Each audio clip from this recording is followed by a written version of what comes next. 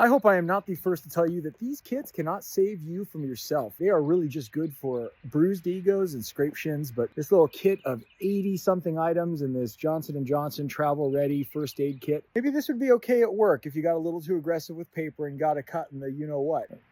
So instead, I decided to put together a list of things that I think should be in a first aid kit. And I'm not talking about like a paramedic backpack. That's not really useful for most people. Number one is a tourniquet. If you have a serious bleeder, you need to be able to turn off the faucet. And it also needs to be able to fit a small human or non-human arm. Two, a dry bag, because anything that gets wet gets moldy, and anything that gets moldy gets nasty. And as we know, cleanliness is next to godliness. Number three, I would have a whistle, because you don't know when your cell phone will have reception when you have a free hand. So this one you can pop in your mouth and keep your hands working while whistling away. Number four, I would have cautery granules. So for the right type of wound, it's really nice to be able to quickly clot that thing up and then get them to the hospital. Number five would be stitchless suture strips. I'm talking about like a linear wound, real simple. You can apply the strips on both sides, pull the tabs, and it nicely closes the wound edges together. Number six, invest in sports tape. I'm talking about self-adhesive. This stuff is magic. If you have something that needs a lot of pressure, you apply the gauze and then you wrap a bunch of that self-adhesive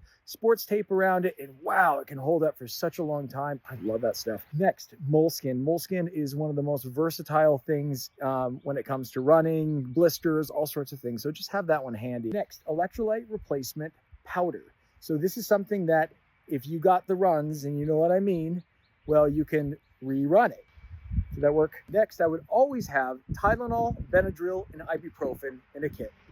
Why not? Trauma scissors and tweezers. These are the best scissors you can possibly have. What you don't want is a scissor malfunction while you're out in the field. Next, I would have a chest seal. So if you have something like a pneumothorax, you can place this plastic wrap over it and it won't really let any air in. And that can literally save somebody's life. Next, I would have flares, because you really honestly never know when you need to divert traffic or just whatever, have a fireworks show and make someone really happy. And then I would have antiseptic liquid. Why? Because you just need something you can just squirt around and not have to think too hard about it. And last, if you can get a prescription for these items, I would absolutely have them in your kit if at all possible. So number one would be an EpiPen. Nothing screams more first aid than that.